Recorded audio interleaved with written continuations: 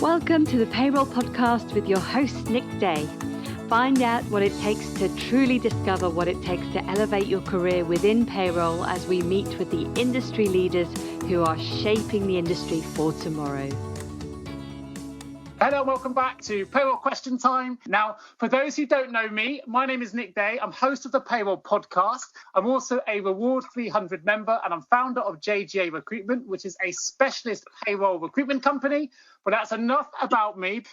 Today's topics, we're going to start with the EU settlement scheme, the right to work, moving on to IR35 and finding out how people are settling in. Then pay on demand, which I know is a hot topic for many, many payroll professionals out there at the moment. We're going to talk about some of the implications of pay on demand, the gender and ethnicity pay gap, the Alabaster ruling and Brexit and the implications, and of course, hot topics of the day. We're going to be talking a little bit about CGRS in there as well. And I mentioned that because one of our early questions from Karen is very much on that subject. We'll jump into the EU settlement scheme as well. And of course, we have a new guest today, John Dorney, who is a Tier 1 rated specialist to talk us through this. John, tell us a little bit about what's happening in relation to the EU settlement scheme, because I think from my perspective, and we talked about this off air, the Home Office guidance is a little bit limited. So what do employers need to do in preparation?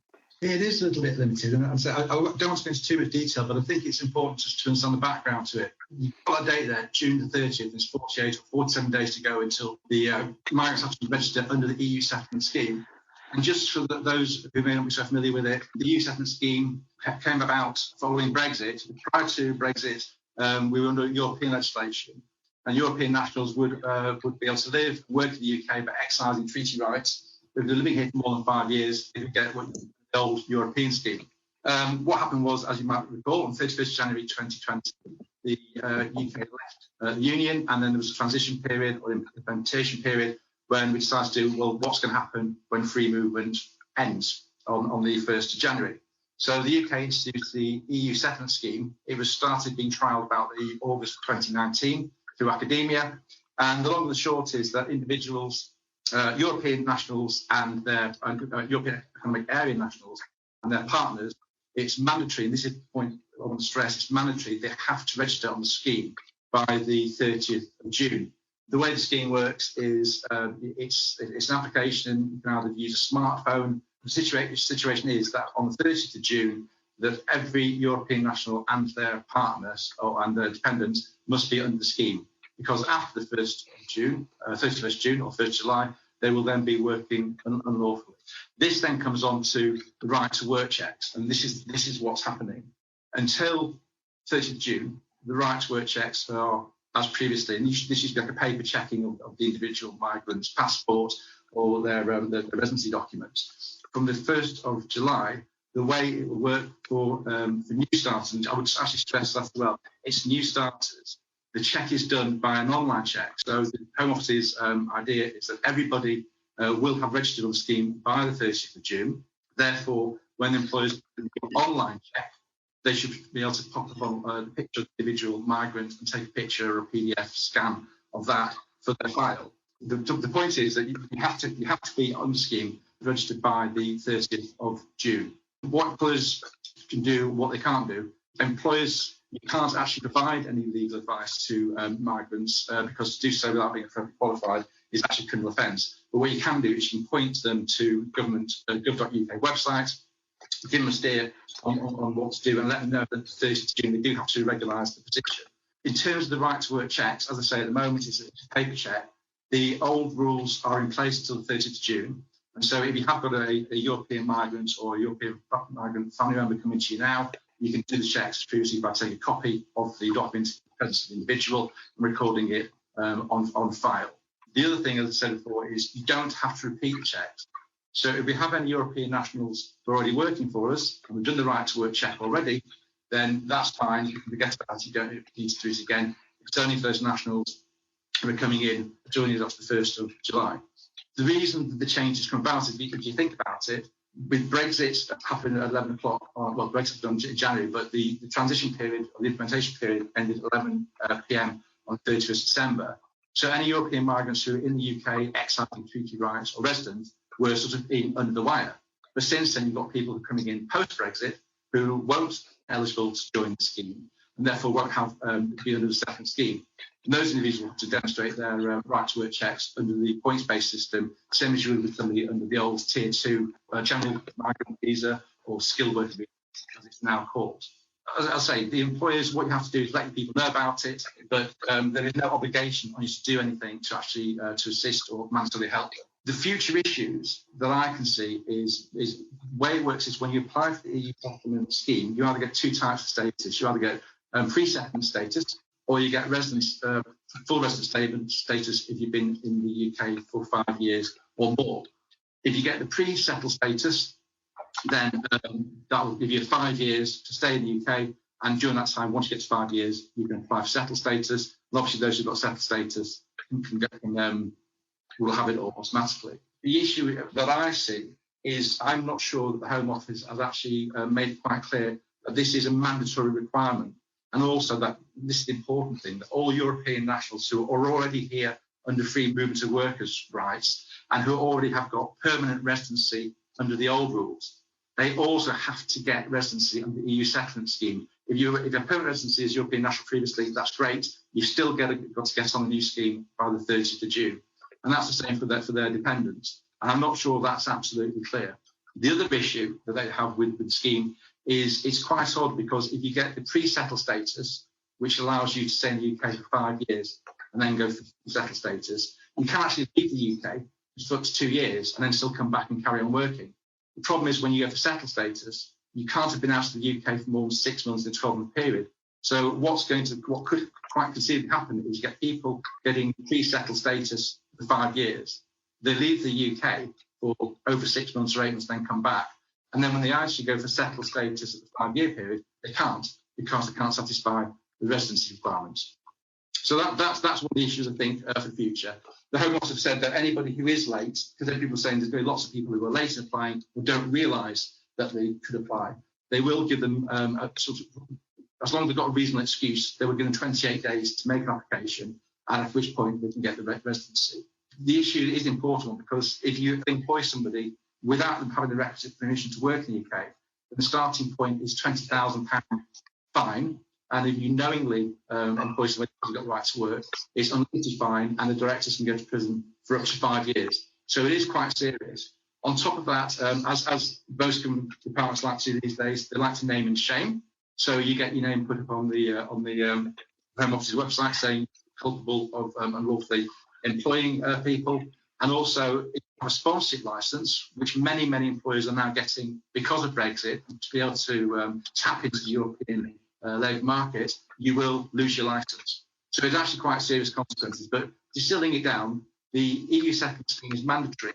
All the EEA migrants and their partners and dependents need to register by the 30th of June. And their right to work checks from 1st of July will be either for those who got rights under the EU settlement scheme, will be an online check, and for those who aren't here under the EU scheme but are here under some other visa permission, will be the old right to work checks. Super, and I think that hopefully answers the question we've had come in from Bab Dunseith, which says, is a question here, but what do we need to do for onboarding staff remotely now? And obviously the new world of work is a lot of remote workers for validating their right to work online. If we can't actually physically meet these individuals, can we do it via scanned passport, or what's the correct process we should be adopting in the new world of work? That's a very good question, Nick. The situation was, under old rules, the way we do it is we check the appropriate documents in the presence of the holder and certify as being a true copy. Because of COVID, the Home Office changed that, said that you could actually check, as long as the individual scanned their documents to you, and you have like we do now, a Teams or Skype or Zoom call, and you check your scanned copy against the migrant holding up their passport into the camera, that would count as an amended right to work check, which doesn't now actually need to be repeated when the migrant actually does start working physically in the premises. That was going to last until the 16th of May. The Home Office just announced it's been changed. Off the top of my head, I'm not sure. I think it's now extended to about the 15th of June or something like that. The point is, you can do it remotely at the moment, and you need to check the gov.uk guidelines to see how long this arrangement is going to be extended till. It's not permanent. At the moment, you can. It's definitely till June. Super. You must have to think it might have to become permanent at some point, though, if we continue with remote workers across the UK. Employing someone from Scotland to run a payroll in Suffolk, it's quite difficult to sometimes meet these individuals if it's 100% home based. So do you think this is likely to stay, or do you think it will revert back? We're dealing with the Home Office, so no. Yeah. It's in the bilateral business dispute says no. This is an accommodation, but as I say, the actual test at the moment, this is for migrants generally. As I say, sure. For European nationals, they should all be on the EU settlement scheme, so we can just check them online. All you need is that they can give you an access code and the date of birth, and we can check those, no problem. Anybody else, you do need to check the original documentation. As I say, there's a dispensation at the moment where you can check, you can have a scan and check it over Zoom. But you can also sort of, although people are reluctant to do it, you can pop them in the post. So again, if it was yourself, Nick, you could say, well, actually, I'm 200 miles away from John. It's a bit of an effort to get to see you. I can say, fine, but can you post me your original passport? And I can check it. The requirement is I have to check the original documents in the presence, and that includes video conferencing of migrants. Super, fantastic. Well, let's jump in then to IR35. If you look at IR35 and enforcement, all of the high-profile cases recently have tended to be those in broadcasting. And if you're looking for the most high-risk occupation to face some form of IR35 inquiry, it would be that. And Gary is now, as it's reported, facing a potential overall tax bill, I think just a shade under 5 million. About 3.6 of that relates to income tax, and the remainder in respect of NI. And I suppose it's part of a continuum of HMRC's focus in this sector. And it's probably fair to say that the outturn of that for HMRC has been a fairly mixed bag. In terms of Paul Hawksby, Talk Sport, I think they were successful in that one. And that was a tax liability of, I think, of around 140,000. There was Eamon Holmes, of course, who faced the same issues. And in terms of what his liability was, that's variously been reported between 250,000 and 2 million. And of course, Christina Ackroyd as well. But equally, HMRC hasn't been successful in a number of other cases, particularly Kay Adams at the BBC and Lorraine Kelly, who's facing potential liability, I think, which was around £1.2 million. And when you're looking at this particular area, when you look at these high-profile presenters, it really does turn on some fairly fine margins, generally looking at issues of control and mutuality of obligation. And if you put all of those, 5 or 6 decisions together and try to look at the clear distinctions between all of them, quite frankly, sometimes it's pretty difficult to see some clear blue lines and why it is that the tax tribunal has gone one way on one case and one way on another. But I suppose that the very nature of an IR35 inquiry is that it's very much fact-specific. And whilst you can apply the general tests of employment whilst looking at it, all of them are somewhat different. Who knows with Gary, based on the previous decisions, quite frankly, it could go one way or another. Excellent, fantastic. And from a payrolling perspective then, Simon, how have you seen things settling in? We're a few weeks in now. What's your experience been and what's the feedback been that you've been hearing in the market? In relation to IR35, I think there's still rumblings around, so I think people are starting to wake up. So many were prepared, there are others that weren't, and are just starting to realise that maybe they do have IR35 contractors to consider. And then we've got the more recent publications that have come out from HMRC, which talk about activity of umbrellas and the mucky umbrellas as well, if I call them that, in relation to fraud, which the BBC have been focusing on. So generally, I've got to say, payroll-wise, pretty good for those that know what it's about. But there's probably still a lot out there that don't know it actually impacts them. So that's all right. I think Sybil's going in and out slightly. Let me jump over then to Lou quickly, because Lou, you're a bit of an expert here because you've dealt with R35 in the public sector from before as well, right? So this is nothing new to you. What observations are you making now that this is really impacting the private sector as well? Back many, many years ago, when it came in to local government, and in particular the local council that I worked in, we had a very proactive director and finance team. So there was a thorough exercise to ensure that there were procedures put in place so that each month there was a review of, for example, the invoicing that was coming in.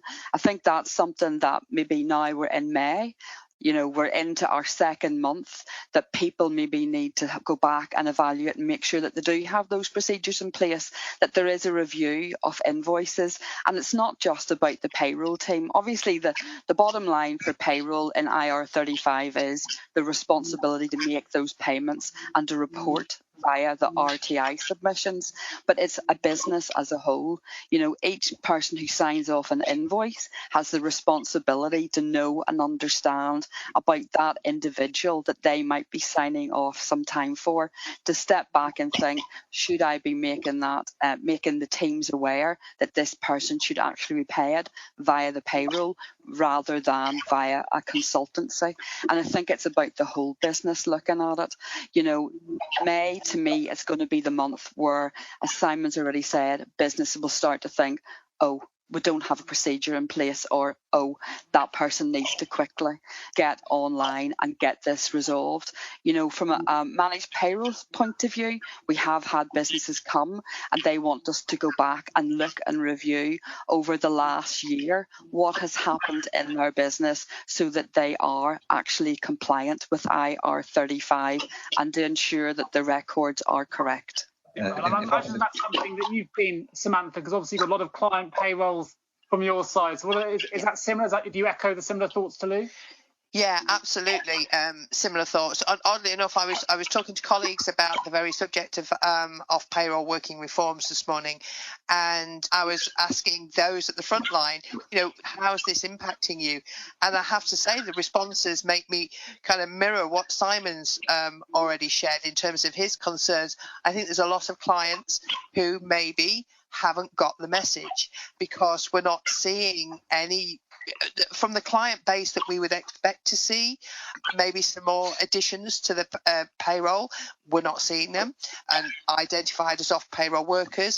So we were just actually discussing whether or not, kind of a 10-20 minute webcast for clients just to remind them these are the rules, these are spread your tendrils around the business, make sure that you know who's providing services and in what format, and of course we go back to this potential risk of mucky umbrella companies, as Simon used, and a common question of course is, what is an umbrella company?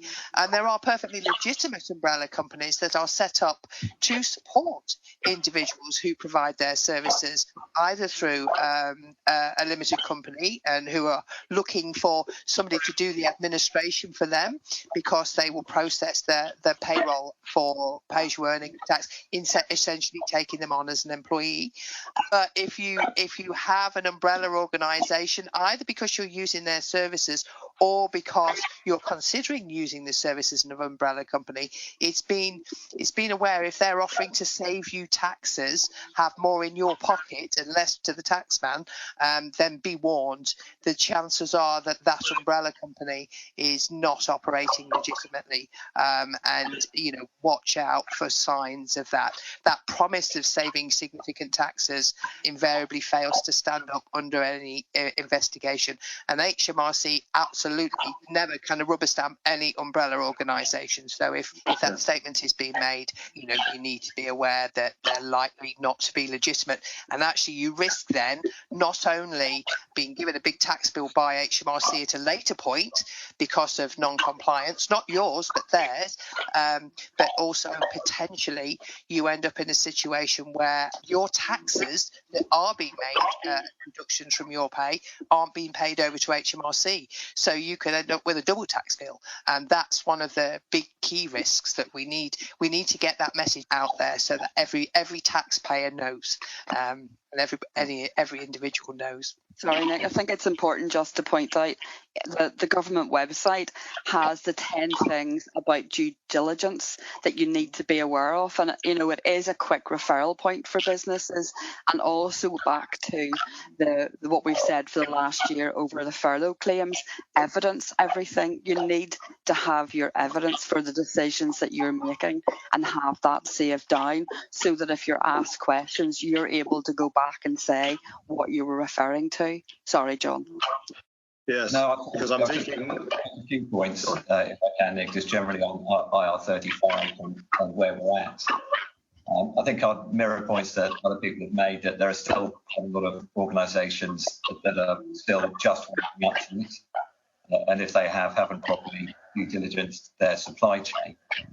In terms of what I have seen as some broad themes, is that there are a significant number of organisations who just don't want to get engaged with the risk in it at all. And there are a fair amount who are insisting that there will be no PSCs in the supply chain at all. And additionally, where there is an assessment which is inside IR35, then there's a general movement towards agencies and potentially umbrellas. So, of course, not universal, and it's always difficult to extrapolate your own experience and generalise it across everything. But those are some of the themes that I've been seeing there. Yeah, no, I'd agree. And I think to echo something Samantha said, it's worth as an employer being wary that the contractor may choose an umbrella company that works for them, but it's we've got an obligation to check that it's something, because it'll be us that the employer that gets hit with the tax bill if it's not right. Interestingly, as a recruiter, we've had a lot of contractors contact us about implications to going into different umbrellas offering different pension schemes. And there was, we always talk about what they might earn from a day rate, but actually it's really impacted some of their pension contributions when they've had to go inside R35. What's been your experience, Andy, now that we're a little bit further ahead? What have been your observations? I think the important thing is that the employer, when they realise they've got people that they're paying as contractors, so fee-based people, invoices, etc., that they check. First of all, they should determine whether or not it's a personal service worker, so someone who would be automatically covered for pensions, as opposed to an IR35. So they've got to work it out. Is this person truly self-employed and therefore outside of automatic enrolment? Are they a personal service worker, so it looks like self-employed but aren't, and therefore covered for automatic enrolment? Or is it a limited company, etc.? And if it is truly IR35, then they won't be covered for automatic enrolment. But if it's paid for an umbrella company, then they are an employee normally of the umbrella company from our perspective, and we would expect them therefore to be automatically enrolled if they meet the criteria and pension contributions. And of course, the employer bit actually comes out of the fee that's been paid for their services, as well as the employer's national insurance and the fee for running the payroll. So it's quite a messy, interesting setup. What is qualifying earnings? What is pensionable? Needs to be clearly defined, I think. Oh, well, I'm sure we'll be coming back to this subject in future PQTs. I'm going to jump over to our next subject area. It's something that, for me, I'm hearing loads about in the recruitment market. It's pay on demand. We want to talk a little bit today about the implications of pay on demand. And I'll start this off early because we've spoken a little bit off air. Not all of us come from the same viewpoint on pay on demand. So in terms of what we think about it, but more importantly, we want to get to the nuts and bolts of the implications of it today. So I'm going to kick off. Let's kick off quickly, actually, with a poll before we get into this. I'll be interested to get a temperature check on how people are feeling about pay on demand in the market. So at the moment, with regards to pay on demand, do you already have it? Is it working well for your workforce? Something you don't have, but actually you've heard good things and you're looking into potentially bringing it in. Perhaps you've never looked at it, don't like it, or you've never approved a pay advance or loan request, or perhaps you've never even been asked for an advance or loan. It'd be interesting to see what the listeners and the viewers are feeling about this. And when we get those results, I'm probably going to jump it over to you, Simon, because I'd be interested to get your take on where we are from an implication perspective on pay on demand. Okay, sure. On the survey, I imagine that most, I'm thinking that most won't be using them, but certainly we know that lots of people are potentially looking in this area. And we can talk about, I guess one of the risk areas associated with this is that it's actually an unregulated market at the moment. So interesting times.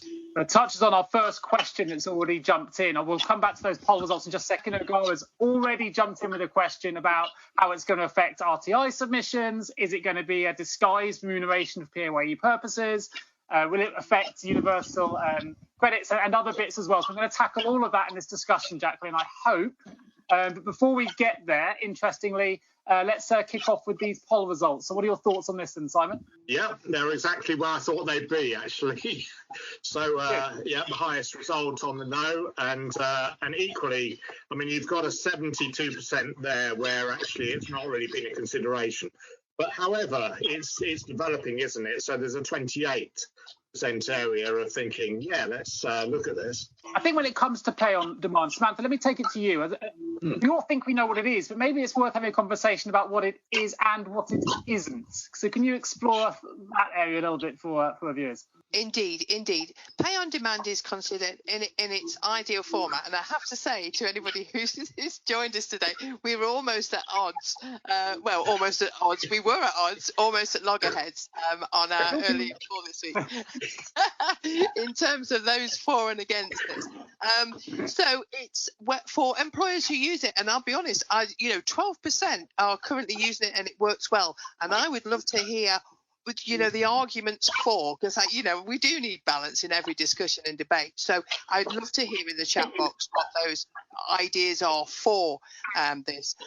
It's in its commonest form, it's seen as an addition to the benefits, the reward platform that an employer offers to their individuals, and it means that an individual can receive an amount of money, an advance. Simon would say it's a loan. I would say it's a pay advance in advance of payday, in advance of their pay, because they find themselves in a situation where they have that financial need. And a good employer will monitor the situation so as not to, the idea is to replace these payday loans that charge horrendous amounts to individuals who really can't afford to pay those amounts and who find themselves in that terrible situation of spiraling debt. Quite often it's pay that has already been earned, so it might have been an overtime payment, for example, and the employee might be able to draw down on that amount. But they've already earned it in advance of payday. And then when it comes to payday, the ultimate reconciliation, i.e. it's repaid before they receive their net pay. It's very popular in the US, and I'm pleased to hear those questions being asked already by Nick about the implications for RTI, because this has always been my biggest concern. I remember when real-time information was being rolled out, one of the questions I often got asked was, rather than report on a monthly basis, because we pay our employees weekly, but we really don't want to pay for a monthly payroll service, so can we just give our employees kind of a bit of money each week and then kind of reconcile it at the end of the month? The very clear message from HMRC was, no, you can't. And so my concern would be is if this were rolled out whole scale to employers in this country, I think we would see HMRC and the Department for Work and Pensions with a universal credit hat on, wanting to take a closer look as to whether or not actually they could benefit from this with more regular submissions when these payments were made down to the individuals. At the moment, there is no allocation of that. There's no recognition of that in the RTI process. So I think there's huge implications if this were to become a widespread, very popular kind of service that employees drew down on a regular basis.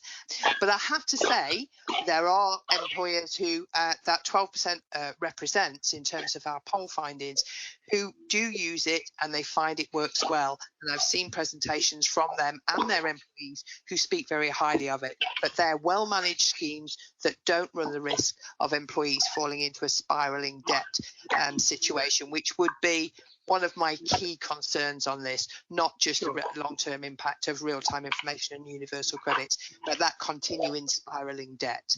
Nobody wants to put their employees in that situation. So it's quite nice that from those poll results, a large 70-odd% already don't process or have never been asked for advances or loans. So it strikes me that might not be the biggest long-term consideration. even though it's a hot topic in it. From my perspective as a recruiter, obviously we're always looking at things that attract staff and retain staff. So if I worked for Nick Day Pay on Demand Solutions, the kind of marketing I would be giving around the positives of this is we live in a streaming world, an on-demand world of Netflix and Ubers, and it's a natural evolution of the pay cycle to be on demand. This is the way the future of work is going. We know statistically that 66% of employees are relying on high-cost credit, and many of those that take it out actually take it out knowing that they're already going to struggle with the repayments. We know that mental health is on the increase, and mental health has a huge connection to financial wellness. So I'd argue that sometimes access to pay on demand might help ease and give you more control over your finances to release some of those burdens. The suppliers out there that I've met, I've done a couple of podcasts with owners of different pay on demand solution providers, but they say that they don't offer, it's not a loan, they charge a per transaction fee, which is as little as sort of £1 per transaction. That's how they charge. So there is a charge applied to these solutions, but they'd argue it's not a loan. And there's different solutions coming out all the time. So I think there was a lot of positives from a recruiter perspective, from a retention point of view, from a financial wellness point of view. But let's flip on the other side. I'm not a legislative expert. So Simon, let's bring it back to you. What are your views on this as a solution, and whether or not it will be really adopted on a wide scale? Well, the concept of pay on demand, I actually like very much. My view is that this isn't actually pay on demand at all. So the pay on demand I'm talking about is flexibility in actually having true wages, and flexibility on choice of when you want to be paid to meet your own chosen regularity. These pay on demand schemes are referred to as the FCA, as employer salary advance schemes. They don't fall within the credit law or the loan law, so they're unregulated. And they'd actually say that some of the fees charged actually place them higher than overdrafts from your bank and other facilities that are available, even from credit cards, because some of them are fairly low. So it's just be careful, because if you take out £10 and you charge £1, that is 10% for having that £10 for a week. So multiply that by 52 and you've just been charged 52%.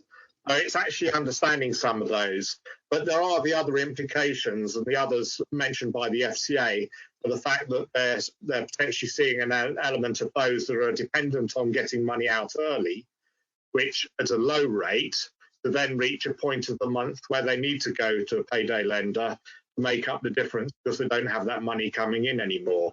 And so it gets into that sort of spiral. But that's the element. And I think going back to the point of view of, actually, this isn't actually pay, it is an advance. It is a good facility for those who want to manage it and need emergency money but can't get that through other means. But if it's really wages on demand, then it would fall under the on or before principle of RTI.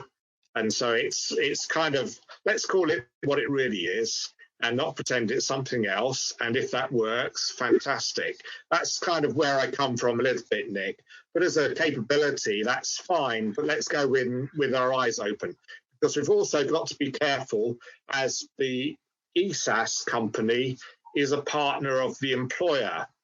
So will there potentially be challenges that the fees paid would reduce pay for national minimum wage purposes?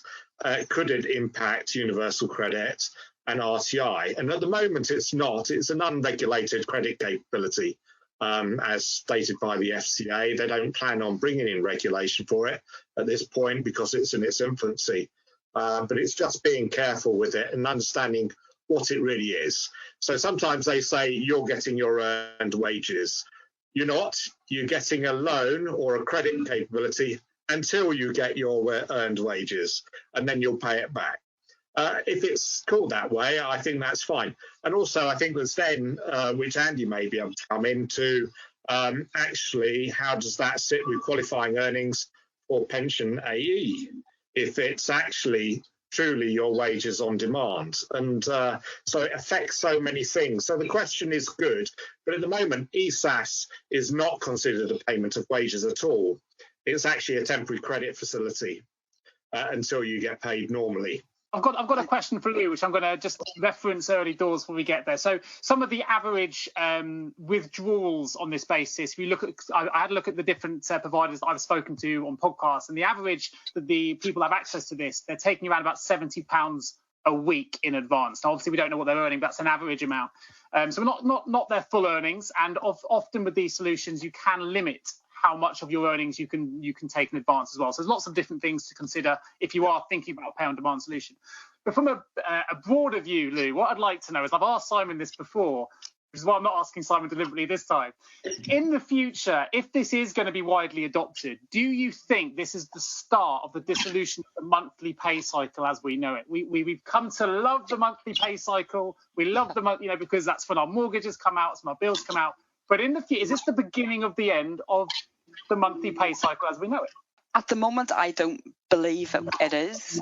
I'm not saying that there shouldn't and there could be more flexibility around when a payroll is ran.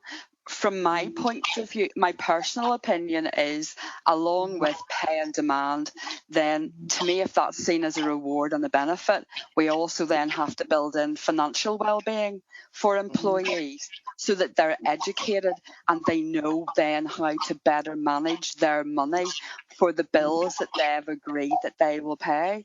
From my point of view as a payroller and as a payroll supervisor, over the decades, have I ended up with employees coming in and demanding that they need help, they don't have any money, they can't pay their bills. So if they couldn't manage on a weekly wage, which is still, there's still a lot of weekly paid employees, if they couldn't manage, where are we going to go with on-demand pay? And it's about, so I have no objection to people getting paid on demand, but to me we need to do the bigger exercise, which is educate people on how to better manage their finances so that they can eventually get out of the spiral. Because I have been that payroll supervisor standing in a reception with somebody distressed. I even have had somebody bring in their children to talk about they can't pay because they don't have any money, they don't have food, what am I going to do and how can I get in advance? And whenever you start down the route of giving advances, how can that person always maybe get out of that trouble? It's very hard. I think that's a really sensible and important point to raise. Financial wellness as a learning point is ultimately really, really important to work alongside. So I think we've answered the questions that have come in during the course of that quick conversation. We had one from Tracy just come in saying, I thought the HMRC saw this as an interest-free loan, which they don't recommend. I think that's probably in line with what you'd mentioned, Simon. Any further comment on that? Yes, at the moment they don't see it as an interest-free loan, because it does fall outside the regulation. But I think there's an element of watch it. I think HMRC will look closely at what these are. But actually, going along with Lou, I think there is an element, and we've discussed this before in the past, Nick, there is an element of giving people more freedom to choose maybe when they're paid. But what does that mean? They'll get paid every day? I doubt it. But they may actually choose when they get paid every month to coincide with other bills. And I think that's where I'd like to see pay on demand going. But I think the topic's been hijacked a bit for employee salary advance schemes. Within the SD Worx offering, flexible payment capability has been around in it for about 15 years. So if you want to do ad hoc payments, the capability is there now, but it's from the employer paying wages. And it's the way it's packaged, right? It's the way that it's packaged. I think you just highlighted there. Good to hear. Just to finish off this subject before we jump into the gender and ethnicity pay gap section that Anne Henwood has posted. We offer financial advice to all of our employees, and that echoes what you were saying, Lou, which is a great thing to be doing. So let's move on to the next subject then. I'd like to get the audience involved again. We're going to talk about gender and ethnicity pay gaps. So let's start with a poll. How has the COVID-19 pandemic impacted your ability to report and upload your gender pay gap results? So perhaps it hasn't. We report and upload as normal. We have needed to adjust to take account of CGOS impact, but no other impact. We have appreciated the relaxation of reporting requirements. While they're coming in, Andy, we spoke very briefly before we started this webinar that you were saying there's been a change, an equal pay change. it's going to have a massive impact on payroll as well. So perhaps as we wait for these poll results to come in, you could just give us a bit of a brief update on what you're reading pre-webinar.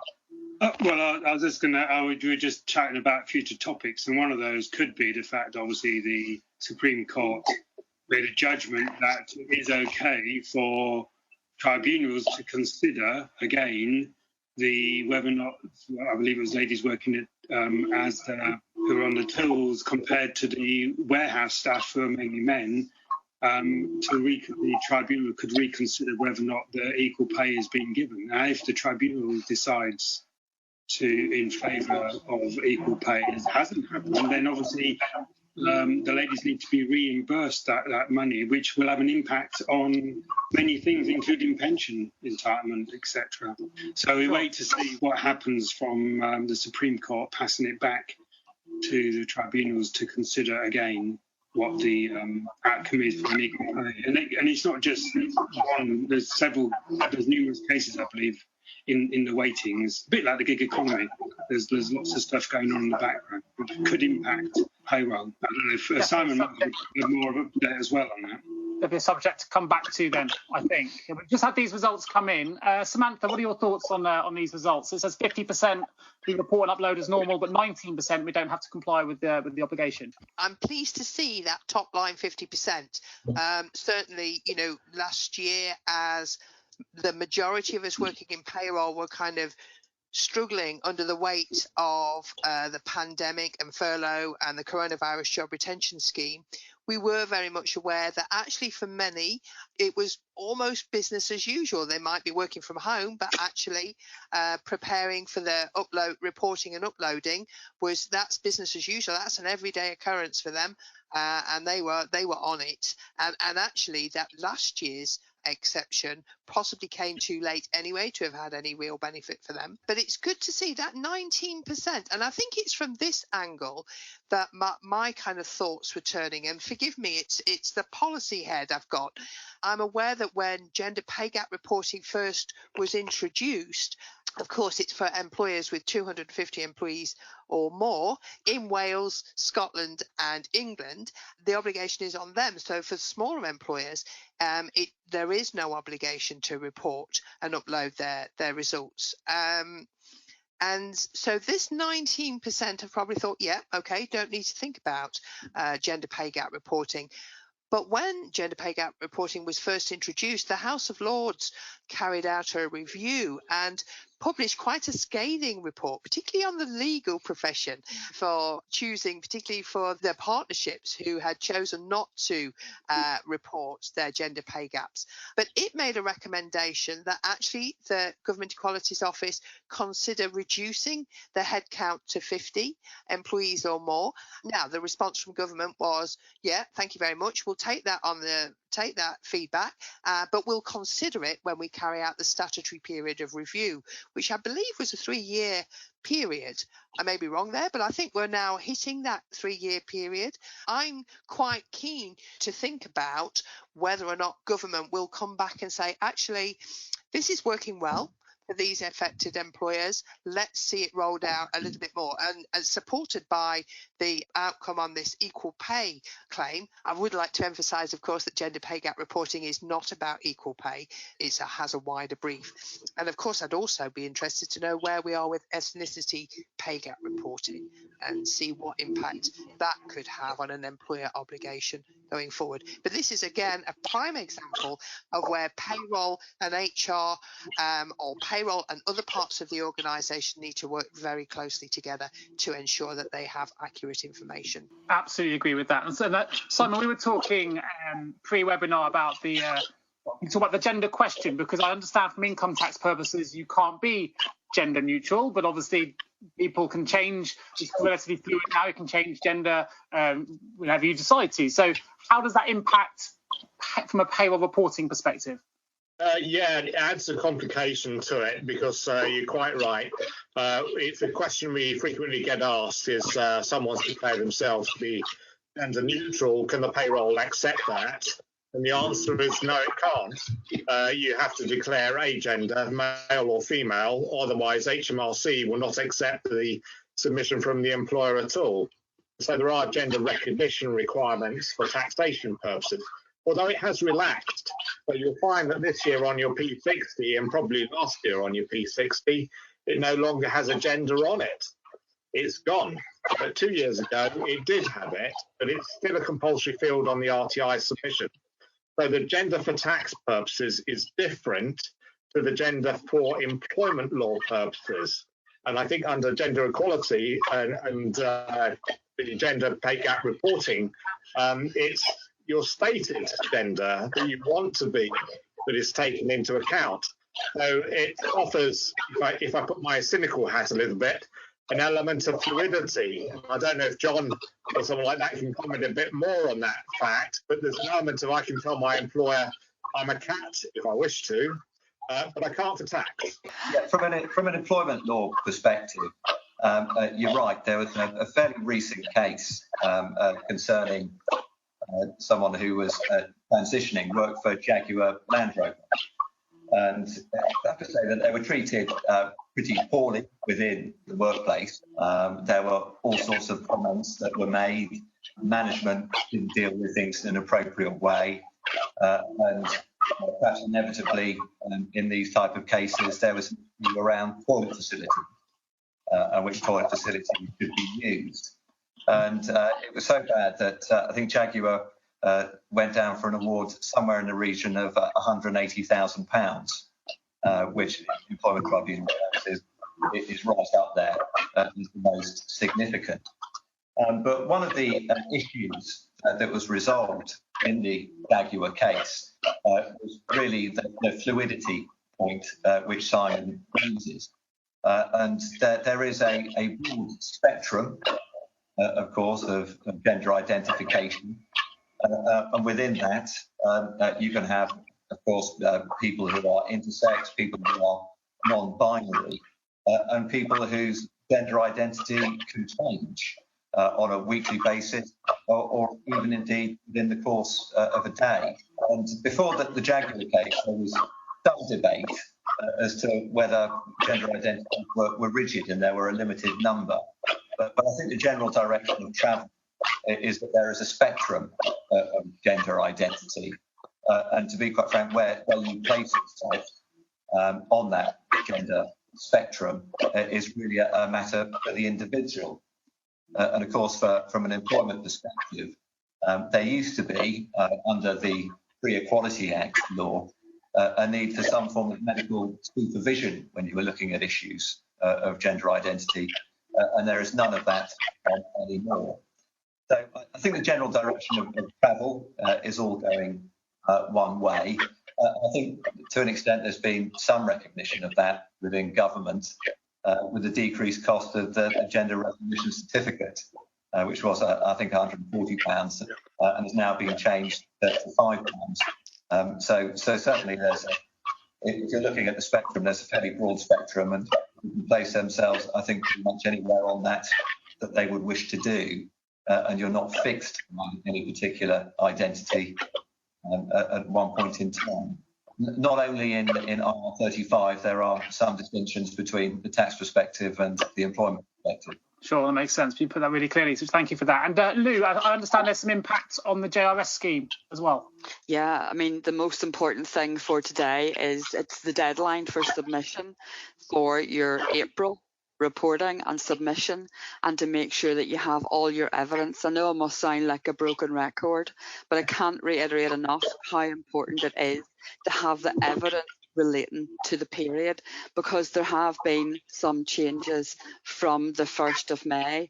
And I suppose what I've been referring to, actually, forgive me, is CIPP had put out a flowchart to help me understand and remember the impact to the changes from the 1st of May, and to take those all into consideration, because the period, correct me if I'm wrong, Simon, because you're allowed to look up to and including the 2nd of March 2021 to see if an employee is eligible for CJRS, which is a slight change to the March 20 and the September-October 20. It sounds good for me, Lou. I'm going to accept your advice there. I guess the big challenge with the furlough is, of course, those that have been on furlough are in effect excluded from, to an extent, or distort the gender pay gap reporting statistics, aren't they? Because the stats from last year are reported this October, and people are still on furlough now, won't be reported until next April. It's going to be a very strange couple of years. Actually, Dorman's actually commented, rather than a question, more of a report, just saying that they report on pay gaps for gender plus voluntarily for ethnicity and also sexuality for the past 2 years. Next on the agenda for them is to consider voluntary disclosure of disability gap, but we need to first decide on the definition of disability. Shall I pick up on the ethnicity point, Nick? Just in terms of where we're up to, because there was an initial consultation around ethnicity pay gap reporting, which I think it goes back to October 18, and there's a consultation proposed, I think, about 3 months later, and the government has leapt into inaction concerning that. Nothing has really happened since, apart from an indication of Bayes in the middle part of last year, that the government was still looking at it. So it hasn't progressed in governmental terms at any speed whatsoever. And just as you'll have issues in terms of disability, there's a live issue in terms of ethnicity as to how you're going to effectively cut it. For example, whether the reporting should be between those who are white and all BME staff, or alternatively a breakdown of particular groups. So you'd anticipate that it's coming. It makes sense for it to be coming in. When it will, in a compulsory sense, I think is stick your finger in the air. Sure. No, I appreciate that. So let's move on then to our last topic, which is something that I'm seeing lots and lots of questions about in various chat groups on Facebook and other areas, which links to Brexit and employment and the Alabaster ruling as well. It's as a recruiter, as I say, it's a question that I don't fully understand. I see the word Alabaster a lot, and I wouldn't even profess to start to try and explain it. So what I'd probably like to start with is maybe coming to you, Samantha, and just clarify what the Alabaster ruling is, just for those like me who are a little bit in the wilderness. Yes, no problem. And I put my hand up earlier and confessed to having a personal interest here because my daughter's on maternity pay at the moment, which was until very recently SMP only. So being told that she'd got a pay increase or the company had got allocated a 2% pay increase to the workforce from July, my first question was, have you spoken to payroll about backdating that to your relevant earnings period? And then I went on to explain why I was saying that. Becky obviously has learned to switch off from anything I talk about when I talk about payroll, so she didn't take any notice of me. However, let's have a look. What are we talking about when we talk about Alabaster? Well, we're talking about Mrs. Alabaster, who took up a case against her employer regarding the statutory maternity pay payment that she had received at the point at which she went on maternity leave. The statutory maternity pay calculation, the 90%, the higher rate, didn't reflect the fact that she'd had a pay increase since the calculation was carried out.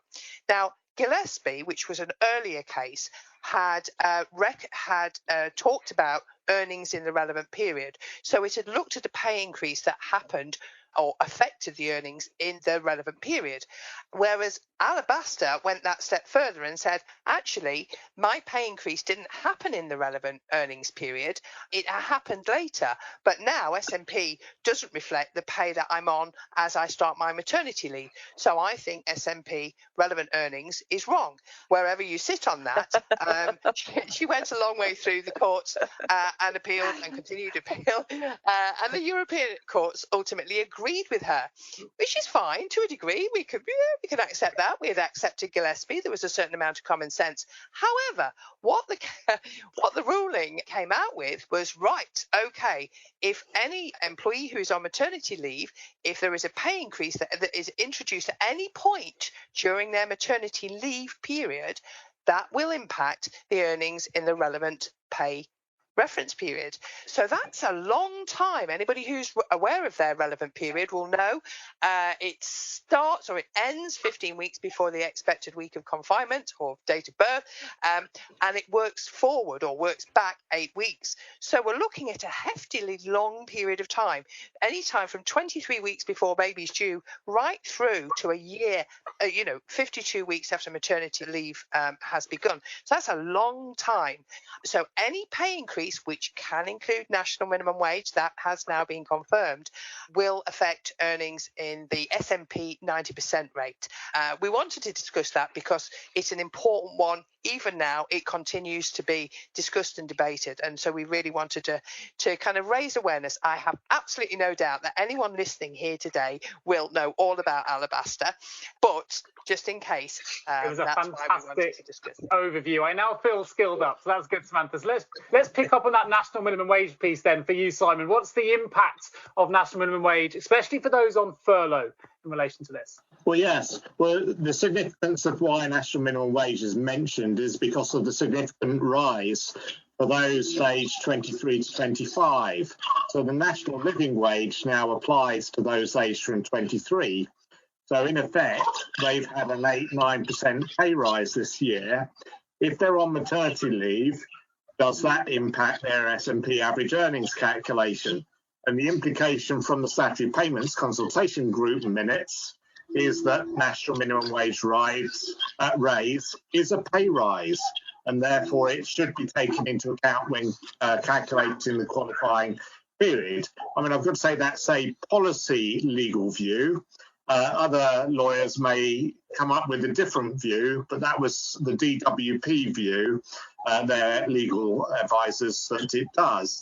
And then that equally goes, because I'm sure Sam, Lou and I, and maybe some of the others will see on social media the number of questions that are asked about the calculation of average pay, is that generally you don't count furlough, but if they're on variable pay, what do you use? Is that if you're returning people to normality and you didn't use normality in the qualifying calculation, you need to. So it's as if they were normal. And so it's just being aware of the implications of the Alabaster. Before, the minimum wage rises have been probably quite modest, but for that 23, 24, 25-year age group, it's been significant. So you may need to go back and recalculate their S&P. But the importance of linking that with Brexit is that people will say that, of course, all this European judgments will now be dropped by the UK government. And so that's what's sort of muted. But the reality is all the European judgments have been enshrined into UK law. I'm going to come to both either of the Johns on this in just a moment. Before we get to the impact of Brexit on EU cases, I just want to. We've got a lovely picture there of the Queen's Speech 2021. Who would like to comment on the impact that the Queen's Speech may have on the Alabaster rulings? Well, that's just a lovely question, isn't it? I'm not sure that the Queen's Speech had any impact on the Alabaster ruling, but I could be completely wrong on this, completely. I know that she was covering off in her speech, she'd covered off the veterans change that was to be implemented from April 21, but that isn't going to be reported through payroll until April 22. But that doesn't really answer the Alabaster question, so I do apologise. No, I've got Simon giggling, so maybe I've got that wrong. Simon, fill us in on where we are. No, I think Lou's response was absolutely spot on. The Queen's Speech mentioned nothing on employment law. Hence, I guess linking it to it is because I think there's a great expectation that single enforcer proposals under the Matthew Taylor report would all be. We've got, try to think what the word is, exploitation of low-paid workers, all those sorts of protections, and we're going to keep up with Europe. And actually, the Queen's Speech said nothing. There we are. There you go. See, this is why we have the experts on the show, because they're in tune. Lou, straight hot off the press, answered it brilliantly. Let's bring it to the Johnsons. So what's the effect of Brexit on EU cases? Are we going to lose Alabaster law as a result of us leaving the EU? I don't know which John would like to tackle that question. Before we start the session, to actually go through all the European jurisprudence and the effects of Brexit would take hours and hours and hours. But in summary, I think Simon actually hit the nail on the head there. And the EU Withdrawal Act 2018, it pretty much, as at 11 o'clock on, as of 31st December 2020, all European law became crystallised and enshrined into UK law. And so therefore means everything that was in place then is still in place now. Although going forward, it can be, the UK can actually introduce new legislation, implement new legislation and have new case laws, and that our appellate courts, that's the Court of Appeal and the Supreme Court, could diverge, from European law if it wants to. And there's also a separate little agreement you might pick up on Brexit, which is the Trade and Cooperation Agreement. And that's basically that in return for us giving sort of tariff quota and trade deal. We agreed that we would not reduce employment law rights below those on the 31st December 2020. And if we do anything which has a material impact on trade or investment, then it sort of triggers that agreement, and there could be some sort of arbitration or rebalancing provisions taken. So basically, we have got autonomy. We can do what we want to do, but as long as it doesn't disrupt what was called the level playing field. And I think the point will be, just about my observation is, I think the courts will obviously observe existing European court law. They'll also observe how that develops going forward, because although it's not binding, it will be persuasive. I think initially, courts departing from existing European law strikes me as being an appealable point in terms of the other side arguing they shouldn't have.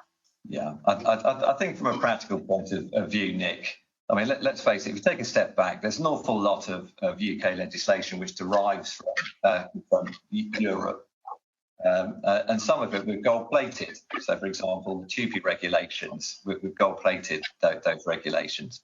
And given that it's really going to take some form of positive step to take these things away, then politically it's going to be a difficult ticket to do that, I think, even if the government wanted to, because taking away workers' rights, I'm not sure will be a universally popular manifesto commitment from anyone. Super. Well, we're going to jump into some hot topics. Before we do, we're going to go on to our last poll of today. And while we run this poll, I'm going to ask a question back to Samantha. But let's start with the poll first. When a pay increase is implemented to your workforce, do you automatically calculate and process any back pay that may be due to women in receipt of SMP? Only recalculate if asked by affected employees? Don't do anything different for women on maternity leave? Or what is Alabaster? So while we're getting those results, Samantha, I've had a question in from Jackie Yang that just says, would it be possible to provide some backup on what you just said in relation to the maternity back pay due to salary increase? Some sort of confirmation, but as in a kind of link to government guidance on this, because it is covered. Yeah, it is covered on gov.uk. So we have kind of very straightforward guidance on gov.uk, which we can post a link to, and then also the statutory. HMRC's statutory payments manual goes into a little bit more detail on the Alabaster calculations, so we can provide a link to that as well. Did I hear you right, Nick? Is that what you said? Yeah, I think so. It's just reconfirming your initial description of what it was, and if there's any additional information we can give. And just to remind everybody, we will be sending out some additional information post this recording as well, which we can answer your questions and give you some links to as well. I'm delighted to see that 87% at the very top, and I'm hoping that my daughter's amongst that 4%. But yes, we will post some links either in the chat or on the answer document that I know Steve puts together at the end of this, and then that will take us to further reading. There's also we'll throw in a link there to the actual ruling. So if you have a problem with sleeping at night, that's a nice background read for you. So we've had quite a nice comment in from Anne Dodd, who just simply says, "I would vote for anyone who got rid of the awful Alabaster laws." Not everyone loves it. Definitely, me too. Yeah, very, very common response, that one. Totally perverse. Totally perverse. Well, I think that leads us nicely into the hot topics. I know there have been a few updates to JRS and things we want to get through. Before we get there, I wonder if we can just jump through some of the questions we haven't been able to reach to yet, if that's okay. One was quite early on in the webinar where Karen Thompson asked, has anyone heard any rumours that the job retention bonus may actually come to fruition? I ask as on the new corporation tax returns, there are boxes now to report JRS, but also any overclaims of the JRBS be? Does that make sense? Sort of. I think the answer is we still don't know. So the bonus was suspended, and there's been no formal announcement of it being reinstated, although there was some hint of reviewing at a later point. So we may find that the HMRC are just keeping the options open, or they don't know what to do either. So they may have started projects which they've just continued until they know otherwise. But we've got to remember, we went through this exercise of the new scheme that was going to be launched in October, November sort of time, which was then pulled that weekend of it going live, and the job retention scheme was extended and now extended to September. But I think there's a general view that, no, you won't get the bonus. But that's an opinion. We've had another question in from Catherine O'Neill. So please can I check the tax implications of paying employees a fixed amount to cover working from home costs, e.g. IT desk equipment? Samantha, perhaps you could help me with that question. Obviously, we are aware from the last budget that there was not the last budget, it might have been the one before that. There was an increase to the home working allowance that would attract tax relief from £4 to £6 per week, and that can either be paid by the employer free of tax and NICs, or it can be claimed by the employee, and where the employee claims it, there will be an adjustment to their tax code.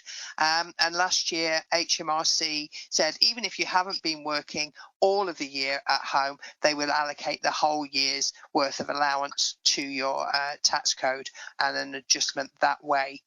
Now, that's not to say that an employer couldn't pay a more generous amount, but then we'd need to be seeing evidence. We'd need to be keeping those records, as Lou's emphasised the importance of keeping records and evidencing the reason why those higher amounts were being paid. But we'd have to be careful if we're actually picking up an employee's bill. So if, for example, we picked up an employee's home telephone bill, it's a pecuniary liability and it would be subject to Class 1 NICs in the usual manner. So yes, higher amounts can be claimed and paid, but there needs to be evidence, whereas the £6 can be paid per week or claimed per week without the need to provide evidence. Thank you, everyone, for putting your questions in. I'm going to finish with this question for today. Any we haven't got to, we will cover in a document that will come out after this recording. So thank you for submitting them. Hopefully we've covered most of them during the episode. The last question I'm going to bring to you, Lou, if I may. It says, can you please discuss PENP calculations? I'll admit I don't know what they are, so I'm hoping that I've gone to the right people. That's a salmon. It's going to get carried forward to next month. That's a biggie. There we are. That is a question. 3 minutes. Yeah, okay. That is, to me, whenever it comes to PENP, from a payroller, I would be going back to employment law and for tax to fully understand an employee's contract and what it says and have that discussion with somebody with that knowledge. As a payroller, I wouldn't be completely comfortable with the law the way it is and with the information. I don't know how Sam and Simon feel.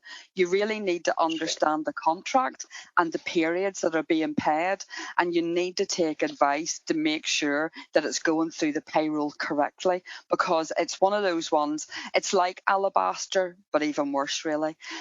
It's not something that happens every single pay run, so therefore you need to go back into the detail every time it arises, because different employers have different contracts and have different terms and conditions. I don't know, John, if you agree with that or not. Yes, well, I think PENP is complicated for anyone, whether you're in payroll or an employment lawyer or potentially even a tax lawyer. When you first start looking at it, it's not the easiest thing to apply, and it takes quite a long time to even understand it. It needs to be noted, it was a simplification, though. It was a simplification. So, but Lou's quite right, and it's a view that we tend to take here as well, is you're actually starting to talk about regulated activity. So what can your payroll professional actually help you with? Well, actually, I think it's for the termination process to define what is PEMP or not, and therefore what's tax and NI free or subject to tax and NI, or what's subject to Class 1A. You could say, well, it's just a calculation and payroll, can you get on with it? But it actually involved giving taxation advice. which is regulated. Super. I'm conscious of time. I think we've got time for a very, very brief. I'm going to come back to you, Simon, on this one. I know we're going to try and keep it concise before we sign off for today's payroll question time. But some concise JRS updates, if there are any to report back. Yeah, good luck. Your deadline's today. Get it in for April. Otherwise, you're too late.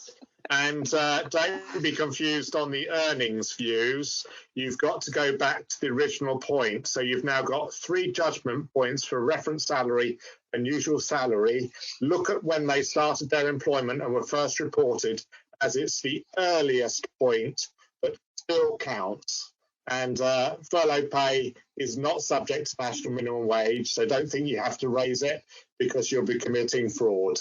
There you go. Perfect. And may I just take this opportunity to give a huge thanks to all of our panel, including our new panellist, John Dorney, today, for their excellent wisdom covering some complex subjects. And I look forward to welcoming all of you and hopefully some others as well. So please share this with your friends and payroll colleagues at the next PQT in June. Thanks, everybody. Thank you so much for tuning into the Payroll Podcast with Nick Day of JGA Recruitment. If you need help with a current payroll vacancy, then please get in touch with Nick and his team.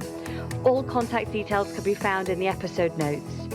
In the meantime, to make sure you never miss a future episode, please subscribe to the show through any of your favourite podcast channels. Till next time.